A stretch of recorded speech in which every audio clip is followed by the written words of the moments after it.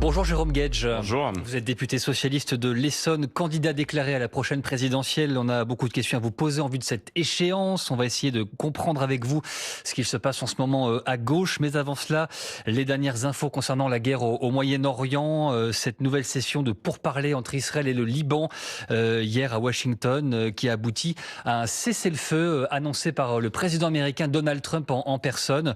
Cette nuit, cessez-le-feu qui se poursuit pour 3 semaines.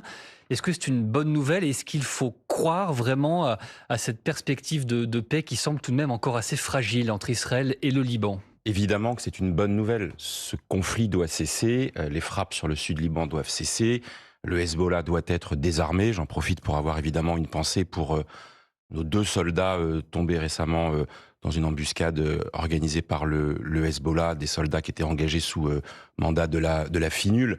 Les images qui nous viennent du Liban sont terribles. Et donc, dès qu'il y a la moindre lueur, d'abord du fait que les armes se taisent, il faut s'en saisir. Est-ce qu'il faut avoir confiance ? Je parie, moi, sur la nécessité d'une stabilisation et d'un poids accru que l'ensemble des protagonistes doivent opérer sur Israël et évidemment les États-Unis doivent exercer toutes les pressions permettant de faire en sorte que ce cessez-le-feu soit maintenu. Mais il faut dans le même temps que le Hezbollah se soumette à la demande du gouvernement libanais, c'est-à-dire à son désarmement. On vous entend sur le. Il faut que les armes se taisent, et je pense notamment aux civils. On voit des images terribles qui nous viennent du Liban, qui est un peuple ami. Près de 2500 morts depuis le début des opérations. Est-ce que vous dites aussi que l'armée israélienne doit quitter le sud Liban? Elle occupe à peu près 6% du territoire aujourd'hui. Oui, la préservation de cette zone tampon est destiné à empêcher des agressions sur le nord d'Israël, mais il n'y a pas de justification à cette occupation dans ces proportions aussi importantes. Vous savez, moi je suis attaché à l'intégrité territoriale des États, et l'intervention israélienne aujourd'hui est assurément disproportionnée. Et encore une fois, les civils libanais pris sous le feu ne peuvent pas être les victimes de cette intervention. Donc il faut désescalader, comme on dit. Jérôme Guedj, vous vous étiez réjoui début mars du déclenchement de ces frappes américaines et israéliennes en Iran. Quel bilan vous faites un peu plus d'1 mois et demi du début du déclenchement de ces frappes?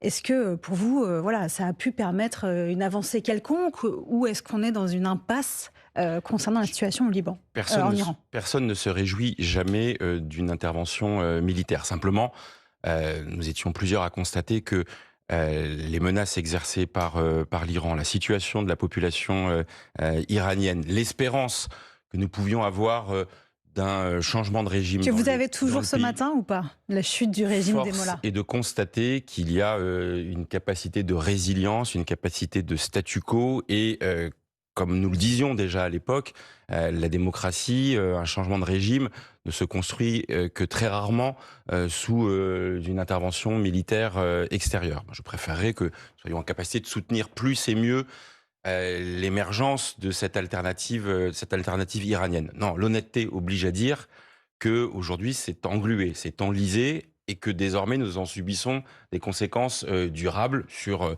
le pouvoir d'achat des Français, le blocage du détroit d'Ormuz et les menaces militaires sur les containers et les tankers qui traversent le détroit d'Ormuz ont des répercussions très concrètes pour des habitants de l'Eure-et-Loir ou de l'Essonne. On va en parler. Donc là aussi, il faut désescalader, il faut que le droit à nouveau soit respecté. Ça suppose là aussi que les Iraniens donnent des gages plus importants qu'ils ne l'ont fait jusqu'à présent de l'abandon de leur programme d'enrichissement de l'uranium. Jérôme Guedj, il y a un débat qui monte en Europe sur la suppression ou non de l'accord d'association entre l'Union européenne et Israël. Ce texte permet des échanges commerciaux dans plusieurs secteurs avec l'État hébreu. Plusieurs pays, dont l'Espagne, mais pas seulement, souhaitent le remettre en cause. Écoutez, le ministre des Affaires étrangères qui était à votre place hier matin sur France Info s'est exprimé sur ce sujet. Notre objectif n'est pas de suspendre pour suspendre.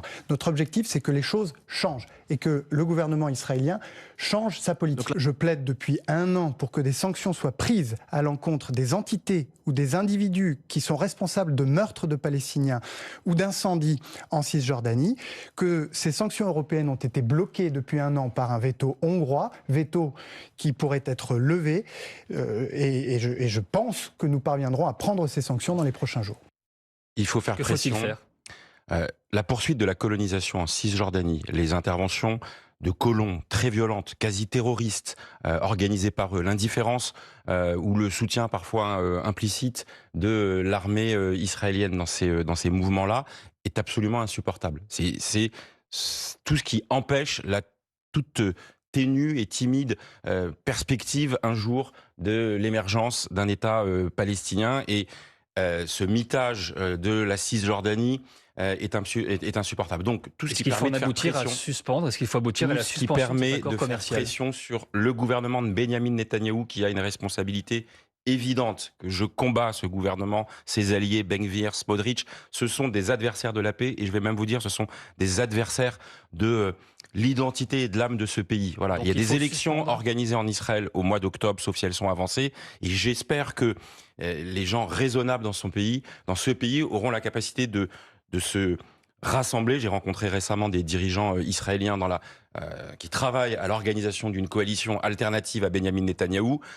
En attendant, c'est d'abord les Israéliens eux-mêmes qui doivent changer leur gouvernement, mais il faut qu'il y ait une pression internationale quand il y a des violations du droit international. Et je le dis, la colonisation est illégale en Cisjordanie, les violences organisées sont illégales.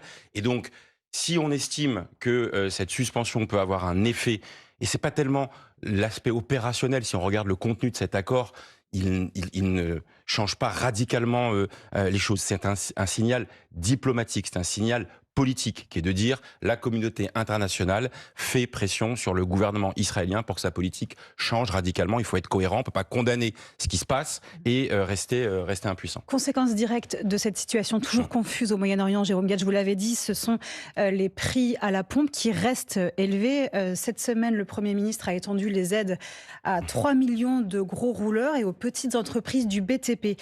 Vous avez, participé cette semaine à une réunion qui s'est tenue à Bercy, un comité d'alerte sur les finances publiques, au cours duquel, en fait, le gouvernement a annoncé 6 milliards d'euros d'économies, notamment pour compenser le coût de la guerre au Moyen-Orient. Alors, dans le détail, c'est 4 milliards concernant les moyens de l'État et 2 milliards concernant la sphère sociale. On va parler du fond, mais sur la démarche, est-ce que vous saluez cette prudence de l'exécutif compte tenu du niveau de nos déficits, ou est-ce que vous regrettez qu'il n'y ait pas de débat politique, de débat parlementaire sur ces économies supplémentaires? Moi, je préfère toujours un débat parlementaire, mais moi, j'ai été frappé par cette réunion.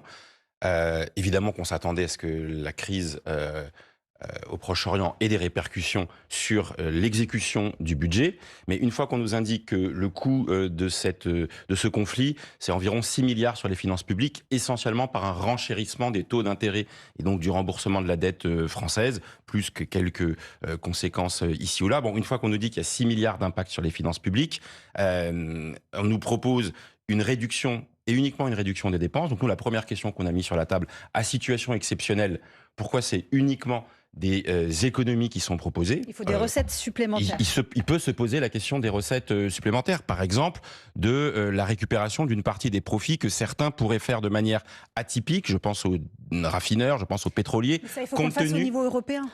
Oui, mais on peut toujours envisager des mesures spécifiques et d'essayer d'aller rééquilibrer les finances publiques. Puis après, on a une deuxième difficulté. Donc, il n'y a pas de mesure spécifique de recettes.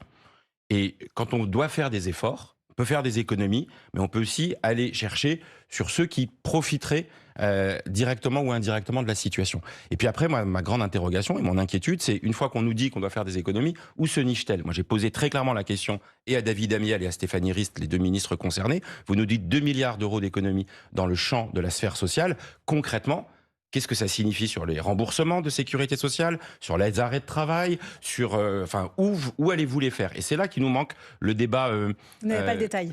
Pour l'instant, nous n'avons pas le détail. Et Vous savez, depuis le vote du budget, nous, on a pris nos responsabilités. On a voté le budget de la sécurité sociale. On n'a pas censuré le budget de l'État. Nous souhaitons et nous demandons d'être beaucoup plus associés, texte par texte, décret par décret, sur les mesures de déclinaison des orientations budgétaires. Et d'ailleurs, j'ai fait la demande à Stéphanie Rist, la ministre de la Santé notamment, et nous aurons un deuxième comité de suivi de l'exécution du budget de la sécurité sociale au tout de la semaine prochaine, enfin le 7 mai, pour voir concrètement comment les choses se mettent en œuvre. On sait que le budget 2026 avait été très difficile à faire adopter compte tenu de la configuration parlementaire. Vous avez donc participé, vous, Parti socialiste, à ce compromis avec le gouvernement.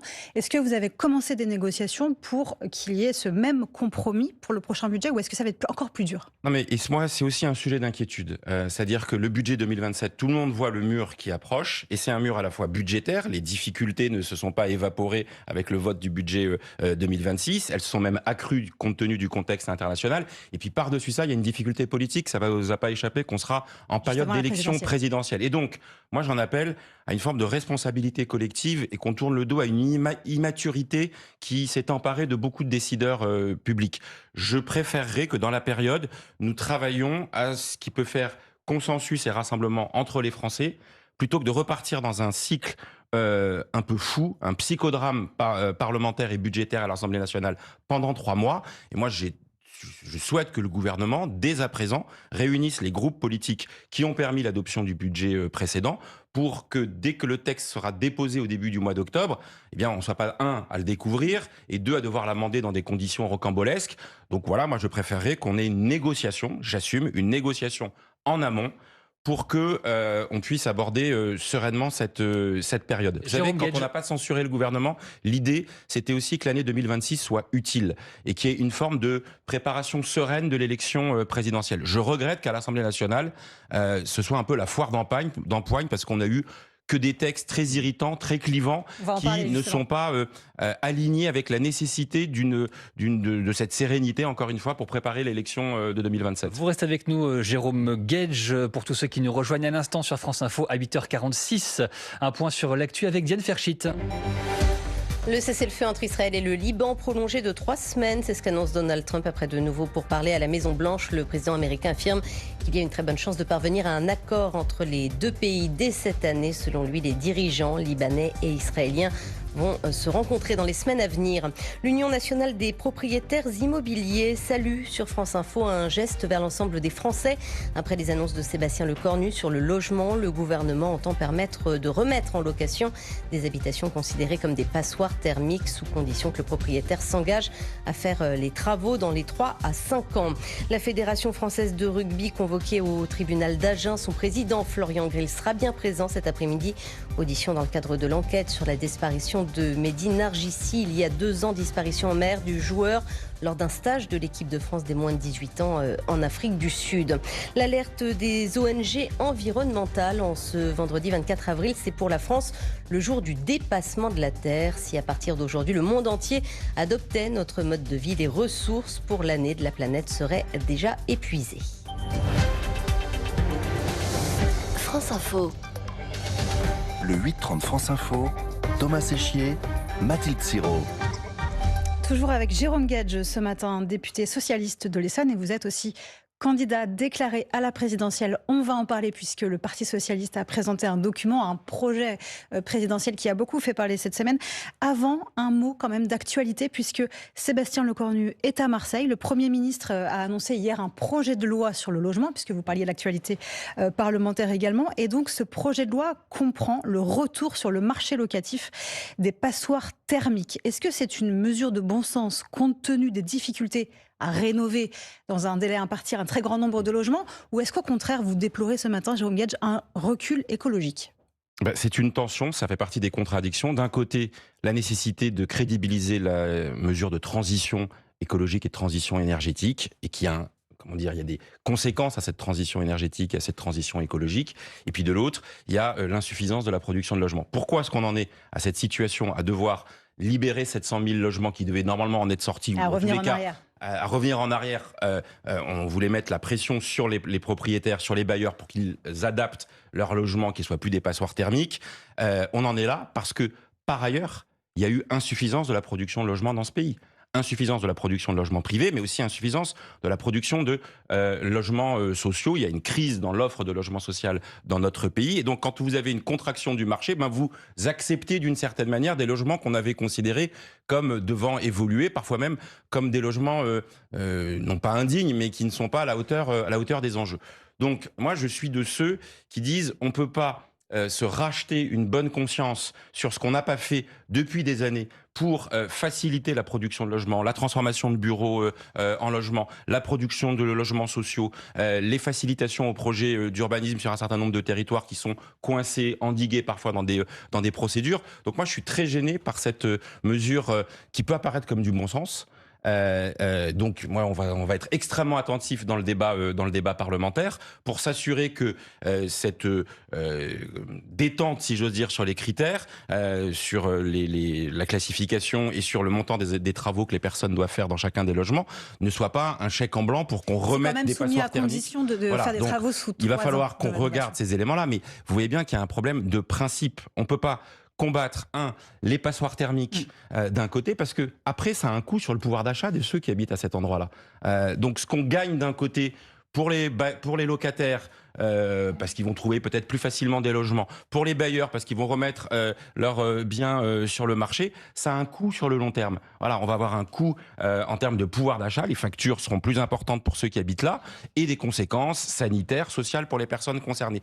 Donc là, ces deux sujets, c'est des grandes préoccupations de nos concitoyens. La transition énergétique, mais aussi les sujets de pouvoir d'achat. On ne peut pas faire la godille ou l'essuie-glace, et un coup on travaille sur l'un, un coup on travaille sur l'autre. Il y a besoin de continuité dans ces enjeux, et il en manque singulièrement. Jérôme Guedj, le PS a donc présenté son programme pour 2027, 144 pages. On y lit que le modèle de la social-démocratie doit être dépassé, que le nouveau socialisme doit renouer avec l'anticapitalisme. Alors dans le détail, il y a plus de 600 mesures.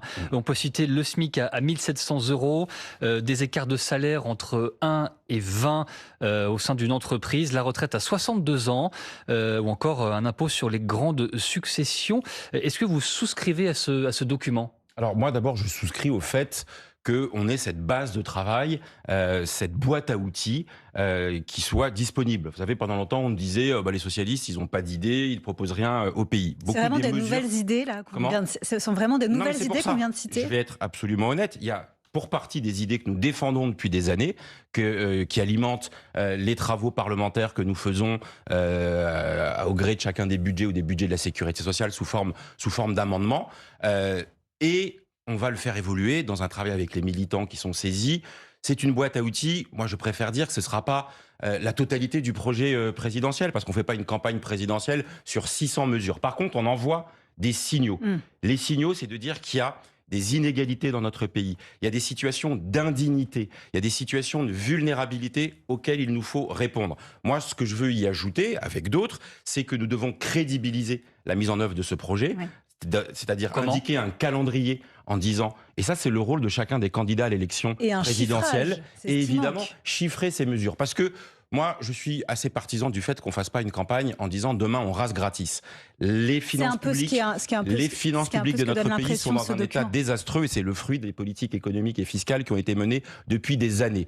Et donc le prochain gouvernement, le prochain président de la République, il doit avoir l'honnêteté de dire qu'il va falloir être exigeant dans les choix qui seront faits. La préoccupation première de nos concitoyens, c'est la question du pouvoir d'achat. Et j'y ajoute deux sujets. Le premier qu'on a mentionné, qui est la question du logement, et le troisième, qui est la question de la santé. Moi, je souhaite un président de la République qui, en matière de pouvoir d'achat, de logement et de santé, est capable de présenter un plan de redressement sur les 3 années qui viennent, et pas des projections un petit peu fantasmées sur les 10 années C'est pas tout à fait l'état d'esprit de ce document. Est-ce qu'encore une fois, vous dites que ça sert à envoyer un signal politique? Est-ce que justement, à 1 an de cette présidentielle, le signal politique, tout simplement, c'est pas de mettre le cap à gauche toute pour concurrencer Jean-Luc Mélenchon? Je pense que c'est pas ça qu'il faut qu'on fasse. Parce que si on est uniquement dans une sorte de surenchère par rapport à Jean-Luc Mélenchon, d'abord ça veut dire qu'on le place au centre de l'élection présidentielle, et moi je souhaite pas que les socialistes soient sous l'emprise de la position de Jean-Luc Mélenchon. Quand on est candidat, comme c'est mon cas à l'élection présidentielle, on s'adresse à tous les Français. Évidemment, à ceux de gauche, en leur disant que nous allons répondre aux préoccupations que vous déployez, mais ce sont celles de l'ensemble des Français, de celles qui vivent dans des territoires ruraux, dans des villes en périphérie. Et eux, ils ont cette attente de réponse opérationnelle sur le pouvoir d'achat. Qu'est-ce qui fait, au-delà de la seule hausse du SMIC que nous demandons depuis des années, qui est un coup de pouce absolument indispensable, que nous engageons les entreprises à mener une conférence sociale pour que les minima de branche soient rehaussés, que le partage de la richesse et de la valeur ajoutée créée dans l'entreprise soit plus favorable à destination des salariés. Parce que créer de la richesse. Pouvoir d'achat, vous savez que la croissance est très faible. C'est la raison pour laquelle, vous savez, moi, je suis pour un socialisme de production. Le mot croissance n'est pas un gros mot pour moi. On l'a pas beaucoup vu dans ce document. Oui, mais alors, vous savez quoi ? Chacun va y apporter sa coloration. Encore une fois, je le redis, c'est une base de travail. Alors, un discours qui consisterait à dire qu'on n'a pas besoin de produire de la richesse, qu'on n'a pas besoin de faire une alliance des productifs, les salariés, les chefs d'entreprise, les artisans, les commerçants, les PME comme les grandes entreprises, à condition qu'on ne soit pas dans une logique de financiarisation de l'économie. Cette alliance des productifs pour pouvoir créer de la richesse et la redistribuer, c'est pour moi ce socialisme de production que je revendique. Il y a la question du programme Jérôme Guedj et puis il y aura la question du candidat aussi, qui sera candidat à gauche l'année prochaine. Il y a beaucoup de candidats à ce jour. Vous êtes vous-même l'un des candidats. Est-ce qu'il y aura une primaire ou non à gauche pour déterminer l'identité de ce candidat? Comment départager en fait tous ceux qui sont partants? Écoutez ce que disait Marine Tondelier, la patronne des écologistes. Hier, elle était sur le plateau de France 2. Je pense qu'on est dans un moment de crise immense et que dans ce moment de crise, un camp qui parlerait petit face aux grandes crises se condamnerait à devenir inaudible et donc inutile et puis enfin remplaçable. C'est ça qui va nous arriver en réalité et nos électeurs méritent bien mieux. D'ailleurs, 89% d'entre eux, chez les écologistes, veulent une primaire, 87% des socialistes, je le dis aux opposants d'Olivier Faure, et 86% de tous les électeurs de gauche et écologistes. Est-ce qu'elle a raison, Marine Tondelier? Est-ce qu'il faut une union à gauche, notamment entre socialistes et écologistes? Mais l'union pour l'union ne fait pas un projet et ne rend pas les choses audibles pour nos concitoyens. Mais ça fait des voix. Franchement, la primaire, dans la période, c'est assez secondaire. Parce que ça donne l'impression qu'on est enfermé dans des éléments de boutique. Je vois ici de savoir est-ce qu'on fait un calendrier, à quel moment il faut désigner les candidats, qui peut voter, quelle procédure. Moi, je suis candidat pour porter ce que je pense utile pour le pays, c'est la voix d'une gauche républicaine, c'est-à-dire qui est authentiquement attachée à la question sociale, au sujet de pouvoir d'achat, de financement des services publics, qui est crédible parce qu'elle ne dit pas tout va se passer sans aucune difficulté, et qui refuse la brutalisation du débat public, la conflictualisation à outrance. Ce pays a besoin de rassemblement. Il n'y aura pas, par un claquement de doigts, au lendemain de l'élection présidentielle, une majorité nette à l'Assemblée nationale. Donc il va falloir prolonger la culture du compromis. Et on ne pourra pas la prolonger avec des propositions trop maximalistes. Donc on peut avoir des convictions, mais on se dit comment on va réussir à construire le nécessaire compromis. C'est le mot que je mets 3 fois dans ma bouche dans cette interview, parce que ceux qui pensent avoir raison tout seuls dans un pays aussi fracturé se trompent singulièrement. Mais alors comment on fait? Vous n'avez pas répondu à la question de Thomas. Il ne se passe pas une semaine sans qu'il y ait un nouveau candidat, notamment à gauche, notamment vers le centre-gauche. Ce matin, c'est Bernard Cazeneuve, par exemple, qui, dans Le Parisien, annonce qu'il va lui aussi proposer un projet, qu'il va probablement essayer de présenter sa candidature. Bon, il y a une bonne nouvelle derrière tout ça. Ça veut dire que ça manque pas de talent à l'intérieur de la gauche et de gens qui sont prêts à mouiller la chemise et à mettre leur énergie. Encore une fois, je le redis, personne ne pourra avoir raison tout seul. Donc moi, comment vous départagez à la fin? Vous allez vous rallier à François Hollande ou Raphaël Glucksmann? Non mais alors déjà, on va proscrire les termes de ralliement. On va se rallier les uns et les autres à une ligne politique qui est celle qui permet d'embarquer le pays. Donc c'est une ligne qui est capable de transformé en construisant ce compromis, qui refuse de se singulariser pour se singulariser. Donc dit autrement, c'est pas aligné sur la position de la France insoumise, mais en soi, ça ne fait pas un projet. C'est une ligne de gauche républicaine. Alors moi, mettons-nous autour de la table. Vous avez vu qu'il y a quelques jours, il y a eu une initiative qui a été prise par Boris Vallaud, Yannick Jadot, Raphaël Glucksmann et d'autres personnalités. Je trouve que la démarche est intéressante. Maintenant, il faut qu'on sorte de l'immaturité, que les gens se mettent autour d'une table, stylo à la main, et après on trouvera le bon candidat ou la bonne candidate. Ne vous en faites pas. Merci beaucoup Jérôme Guedj, député socialiste de l'Essonne, invité de France Info ce matin, et merci à vous Mathilde Sirot du Point. Bonne journée, les informés arrivent dans quelques minutes.